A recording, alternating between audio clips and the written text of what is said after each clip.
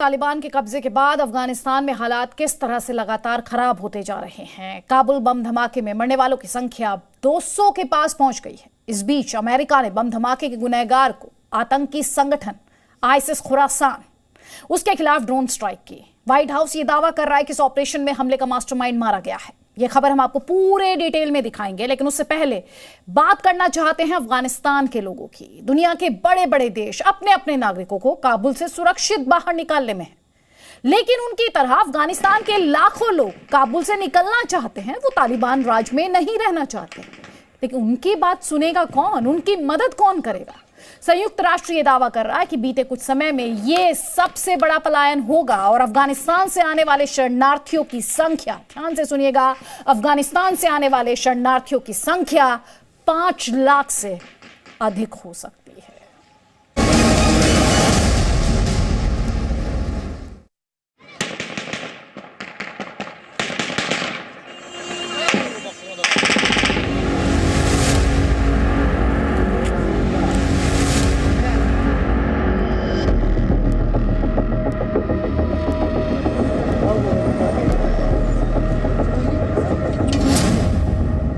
काबुल से कैसे निकलेंगे 5 लाख लोग?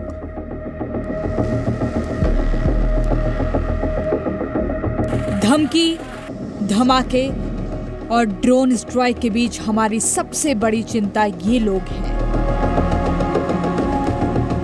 ये लोग जिन्हें काबुल एयरपोर्ट की भीड़ कहा जा रहा है,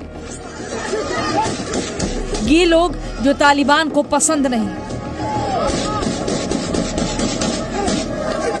ये लोग जिनकी अमेरिका को फिक्र नहीं, ये लोग यानी अफगानिस्तान की जनता। संयुक्त राष्ट्र की शरणार्थी एजेंसी की रिपोर्ट के मुताबिक 5 लाख अफगानी नागरिक अपना मुल्क छोड़ सकते हैं, यानी दुनिया को 5 लाख नए शरणार्थियों के लिए जगह बनानी होगी। हाल के वर्षों में किसी मुल्क से पलायन का ये सबसे बड़ा आंकड़ा हो सकता है। In terms of numbers, we are preparing for around 500,000 new refugees in the region. This is a worst case scenario. संयुक्त राष्ट्र शरणार्थी एजेंसी का दावा है कि वो अफगानिस्तान से आने वाले 5 लाख लोगों के लिए समुचित व्यवस्था करेगी।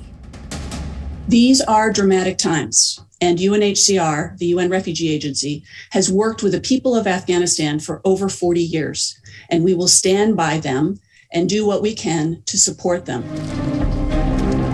अब सवाल है कि अफगानिस्तान में अमेरिका क्या कर रहा है?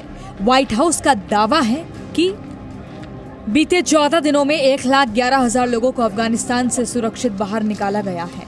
इनमें से अमेरिकी नागरिकों की संख्या 5,100 है। 14 अगस्त को काबुल पर तालिबान के कब्जे के बाद अमेरिका ने अपने लोगों को सुरक्षित वहां से निकालने के लिए ऑपरेशन शुरू किया। अब भी काबुल एयरपोर्ट पर 6,000 अमेरिकी सैनिक हैं, लेकिन काबुल छोड़ने को तैयार अफगानी नागरिकों की संख्या काफी ज्यादा है। ये लोग देख रहे हैं कि अमेरिका समेत दूसरे देश अपने अपने लोगों को निकालने में जुटे हैं। तालिबान, आईएसआईएस और अमेरिका तीनों अपने अपने दुश्मनों को निपटाने में लगे हैं और अफगानिस्तान की बेचारी जनता उड़ते जहाजों को निहार रही है, इस उम्मीद में कि वो वक्त आए और विमान में बैठकर किसी तरह से भी वो काबुल में कहीं दूर चली जाए, जहां न तालिबान का साया हो, न बंदिशों का ताला हो। अफगानिस्तान में स्थिति बद से बदतर होती जा रही है। हजारों की संख्या में लोग काबुल एयरपोर्ट के सामने खड़े हैं और इसी का फ़ायदा उठाते हुए आईएसआईएस खुरासान ने वहाँ पे 2 बम ब्लास्ट किए, जिससे कि कम से कम 150 लोगों की मृत्यु हो गई। लेकिन फिर भी भीड़ है कि छटने का नाम नहीं ले रही है। ये इसलिए है कि अफगानिस्तान में आई नई सरकार और उसके बारे में उत्पन्न हुए ऊहापोह की वजह से अभी कुछ भी स्थिति साफ नहीं है और लोग जल्दी से जल्दी देश छोड़ करके भाग जाना चाहते हैं। अफगानिस्तान के लोगों को मौत से डर नहीं लगता, लेकिन उन्हें तालिबान की गुलामी पसंद नहीं है। गुरुवार को काबुल एयरपोर्ट पर जहां धमाका हुआ था, अगले दिन यानी शुक्रवार को वहां लोगों की भीड़ थी। बम धमाके में मरने वालों की संख्या 200 के करीब हो चुकी है, लेकिन इसके बावजूद ठीक उसी जगह पर हजारों लोग फिर से लौट आए। ये लोग किसी भी तरह से काबुल एयरपोर्ट के अंदर जाना चाहते हैं ताकि कुछ भी करके ये लोग अफगानिस्तान से बाहर निकल आए। जिस जमीन पर ये लोग खड़े हैं उसी जमीन पर लाशें बिछी हुई थी। आमतौर पर शायद कोई व्यक्ति ऐसी जगह पर महीनों तक जाना पसंद नहीं करेगा, लेकिन ये लोग मौत से बदतर जिंदगी से बचने के लिए मरने को भी तैयार हैं। ये तस्वीरें बताती हैं कि अफगानिस्तान के लोगों को मरना पसंद है, लेकिन तालिबान राज में रहना नहीं, और इसके लिए वो अपने मुल्क से बाहर शरणार्थी बनकर रहने को भी तैयार हैं। काबुल से अनस मलिक के साथ ब्यूरो रिपोर्ट जी मीडिया। तो कुछ सेकंड्स के लिए सोचिए, कितनी बेबसी, कितना खौफ, कितना डर होगा, वरना जीना कौन नहीं चाहता। काबुल एयरपोर्ट में आतंकी संगठन आईसिस खुरासान के हमले में अमेरिका के 13 मरीन्स की मौत हुई। अमेरिका के राष्ट्रपति जो बाइडेन का बयान आपको याद होगा, आतंकवादी संगठन से बदला लेने का उन्होंने ऐलान कर दिया था और उन्होंने अपने इस ऐलान पर अमल भी किया। सिर्फ 36 घंटों के अंदर अपना बदला उन्होंने पूरा कर लिया। लेकिन इस बदले के बाद और अमेरिका के अफगानिस्तान से निकलने के पहले यहां एक और नई जंग शुरू होती दिखाई दे रही है। अब अमेरिका की तरफ से अपने नागरिकों को काबुल एयरपोर्ट से दूर रहने के लिए कहा गया है। क्यों कहा गया है? क्योंकि आईसिस खुरासान एक बार फिर से काबुल एयरपोर्ट पर हमला कर सकता है।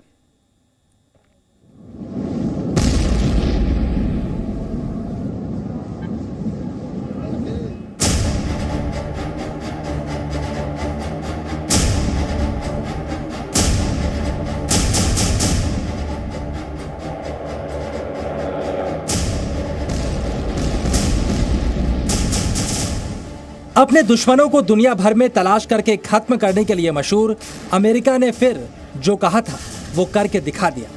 काबुल एयरपोर्ट पर हुए फिदाइन हमले में 13 अमेरिकी सैनिकों की मौत के बाद अमेरिका ने इस हमले की जिम्मेदारी लेने वाले आईएसआईएस खुरासान से बदले का ऐलान किया था और अमेरिका ने रीपर ड्रोन से हमला करके 13 सैनिकों की मौत के लिए जिम्मेदार शख्स को खत्म कर दिया। अमेरिकी राष्ट्रपति जो बाइडेन ने काबुल एयरपोर्ट पर हुए आतंकी हमले के आरोपियों की तलाश कर उनको खत्म करने का ऐलान किया था और इस हमले के 36 घंटे बाद अमेरिका ने अपना निशाना साध भी लिया। आईएसआईएस खुरासान के गढ़ में ड्रोन अटैक कर अमेरिका ने इसके मास्टरमाइंड को खत्म करने का दावा किया है। चलिए अब हम आपको बताते हैं आखिरकार अमेरिका ने किस तरह 36 घंटे के अंदर अपने गुनहगार को तलाश करके खत्म कर दिया। अमेरिका ने सबसे पहले काबुल एयरपोर्ट पर हुए हमले के मास्टरमाइंड का पता लगाया और जैसे ही अमेरिका को इसका पता लगा, अमेरिका का रीपर ड्रोन अपने निशाने की तरफ उड़ चला। अफगानिस्तान के नंगरहार प्रांत में हमले का मास्टरमाइंड छिपा था। पाकिस्तानी सीमा से लगा नंगरहार आईएसआईएस खुरासान का गढ़ माना जाता है। अमेरिका ने आईएसआईएस खुरासान के ठिकानों पर ड्रोन से बम बरसाए। अमेरिकी हमले में काबुल धमाकों का मास्टरमाइंड मारा गया। अमेरिकी रक्षा विभाग के प्रवक्ता कैप्टन बिल अर्बन ने इसकी जानकारी दी। रिपोर्ट के मुताबिक अमेरिकी ड्रोन ने मध्य पूर्व की किसी अज्ञात लोकेशन से बीती रात उड़ान भरी और आईएसआईएस खुरासान के आतंकी को उस वक्त निशाना बनाया जब वो अपने दूसरे सहयोगी के साथ कार में सवार था। अमेरिका की जानकारी सटीक थी और रीपर ड्रोन का निशाना अचूक और इसी के साथ अमेरिका ने 13 अमेरिकी सैनिकों की मौत का बदला ले लिया, जिसका ऐलान एक दिन पहले अमेरिका के राष्ट्रपति ने दुनिया के सामने किया था। For those who carried out this attack, as well as anyone who wishes America harm, know this: we will not forgive. We will not forget. We will hunt you down and make you pay. लेकिन यहाँ पर एक सवाल ये भी उठता है, क्या एक मास्टरमाइंड को खत्म करके अमेरिका का बदला पूरा हो गया या फिर अमेरिका आईएसआईएस खुरासान को पूरी तरह से खत्म करेगा? अमेरिका ने कल रात जो आईएसआईएस के मास्टरमाइंड को मारा है, कहते हैं, जिसने काबुल पे अटैक करवाया था, तो इससे कुछ हद तक तो अमेरिका का बदला हो गया है, परंतु इससे प्रॉब्लम निकली नहीं और ये बदला पूरा नहीं हुआ। और फिर बात रही कि क्या अमेरिका आईएसआईएस को पूरी तरह से खदेड़ेगा, उसका भी चांस कम क्या जीरो है। इसका मारना फायदेमंद रहेगा अमेरिका को, क्योंकि उसका जो ऑब्जेक्टिव है कि जिसने हमारे सोल्जर्स के खिलाफ हमारे सोल्जर्स को मारा है, हमने उसको इमीडिएट जस्टिस दे दिया। जो बाइडेन ने कल कहा था, हम भूलेंगे भी नहीं और माफ भी नहीं करेंगे। लेकिन क्या इस हमले के बाद अफगानिस्तान में अमेरिका वर्सेस ISIS खुरासान की जंग खत्म मानी जाए? इसकी उम्मीद अभी कम है और आने वाले कुछ दिन अमेरिका के लिए काबुल में मुश्किल भरे साबित हो सकते हैं। अमेरिका ने काबुल एयरपोर्ट पर हुए आतंकी हमले के मास्टरमाइंड को मारने का दावा किया है, लेकिन खतरा अभी कम नहीं हुआ। काबुल एयरपोर्ट से लोगों को निकालने का काम जारी है। इस बीच एक बार फिर काबुल एयरपोर्ट पर आतंकी हमले का अलर्ट जारी करते हुए अमेरिका ने अपने लोगों को वहां से दूर रहने की चेतावनी दी है। अफगानिस्तान में तालिबानी हुकूमत के बीच काबुल एयरपोर्ट पर एक और आतंकी हमले का खतरा मंडरा रहा है। अमेरिका ने अपने नागरिकों से कहा है कि वो काबुल एयरपोर्ट से फौरन हट जाएं, क्योंकि वहां ISIS फिर से हमला कर सकता है। अमेरिकी दूतावास की तरफ से जारी किए गए अलर्ट में काबुल एयरपोर्ट के एबे गेट, ईस्ट गेट और नॉर्थ गेट का खास तौर से जिक्र किया गया है। अमेरिका ने चाहे ISIS के मास्टरमाइंड इस हमले को मार दिया हो, परंतु हर घंटे जब अमेरिका के फोर्सेस काबुल एयरपोर्ट पे हैं, उन्हें घंटे दर घंटे खतरा है। बार बार अमेरिकन इंटेलिजेंस कह रही है कि हमें किसी भी वक्त हमारे ऊपर अटैक हो सकता है काबुल के एयरपोर्ट के ऊपर। तो खतरा कम नहीं हुआ है। और खोरासान के मास्टरमाइंड को मारा, इसका मतलब उस मास्टरमाइंड जिसने प्लान करा होगा, उसके अलावा भी खोरासान के बहुत सारे और इनके जिहादी हैं, स्लीपर सेल्स हैं। तो खतरा बिल्कुल बकाम है, कायम है। और इसीलिए 31 अगस्त की डेडलाइन है और एक एक घंटा अमेरिका के लिए भारी है इस समय। यानी 31 अगस्त से पहले एक तरफ अफगानिस्तान से बाहर निकलने की कोशिश करने वाले लोगों की संख्या एयरपोर्ट पर और बढ़ेगी।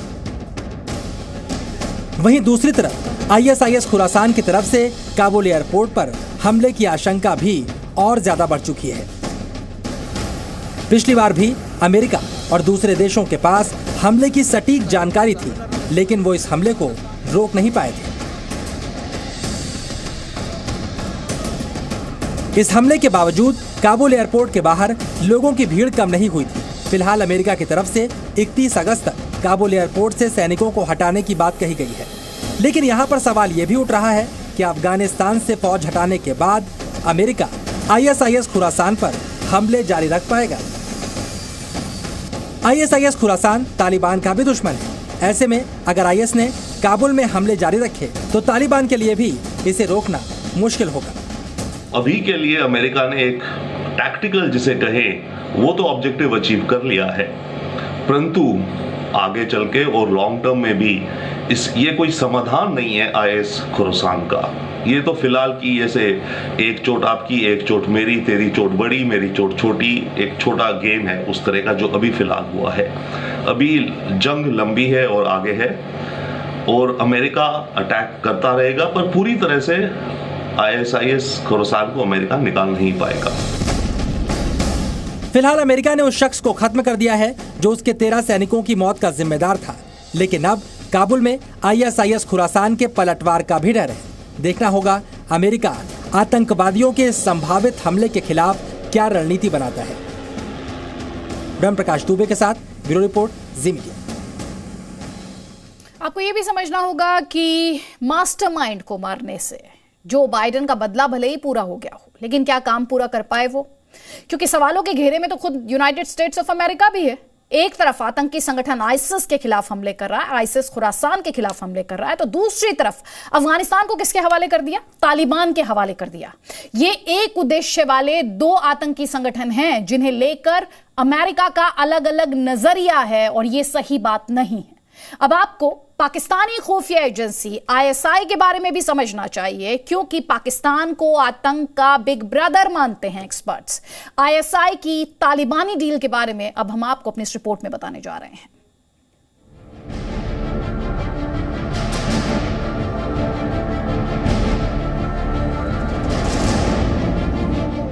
कश्मीर पर ISI की तालिबानी deal.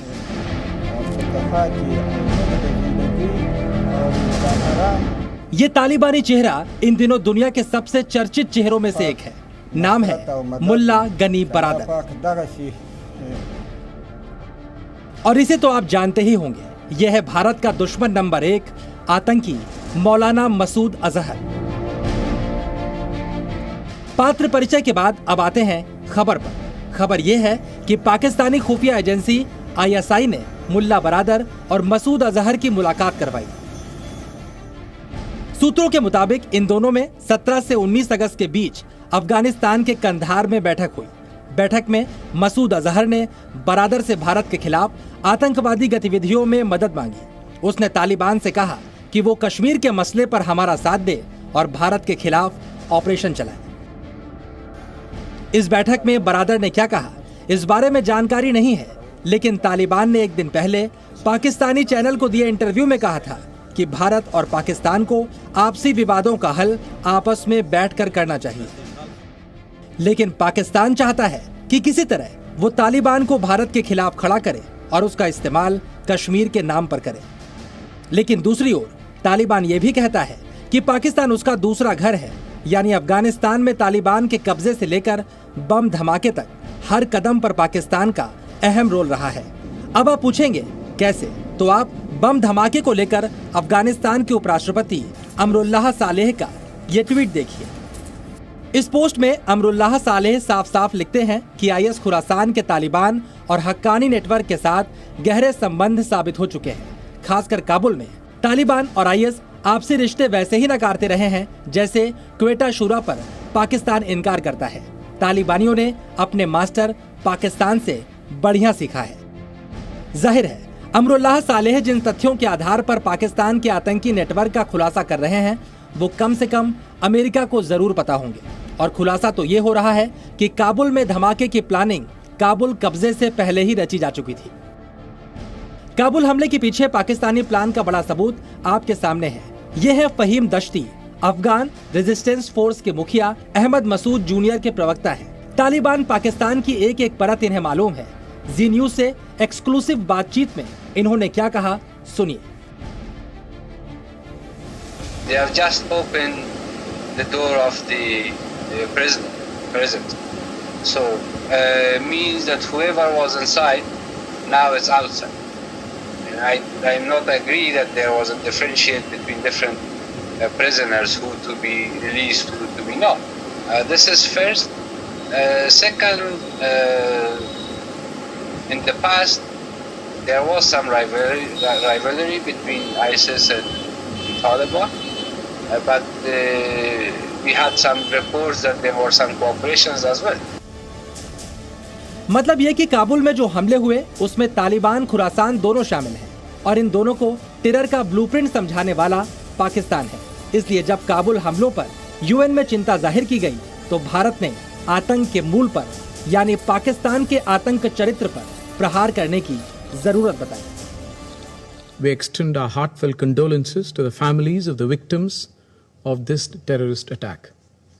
Today's attacks reinforce the need for the world to stand unitedly against terrorism and all those who provide sanctuaries to terrorists.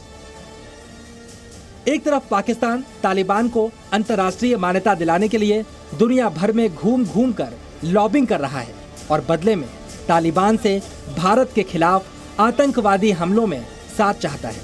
आशंका तो इस बात की भी है कि जैश और लश्कर जैसे आतंकी संगठनों को तालिबान वो अत्याधुनिक हथियार भी दे सकता है जो अमेरिका ने अफगानिस्तान की सेना को आतंकवाद के खिलाफ लड़ने के लिए दिए थे। काबुल से अनस मलिक के साथ ब्यूरो रिपोर्ट, जी मीडिया। तो जहां तक आतंकी संगठनों का सवाल है, मुखौटे अलग अलग हैं लेकिन हैं सारे आतंकी संगठन। और आतंकियों की जन्नत कहां है? आतंकियों की जन्नत है पाकिस्तान में, जहां आतंक को पाला पोसा जाता है। Presenting B News app available on Google Play and App Store. Download it now.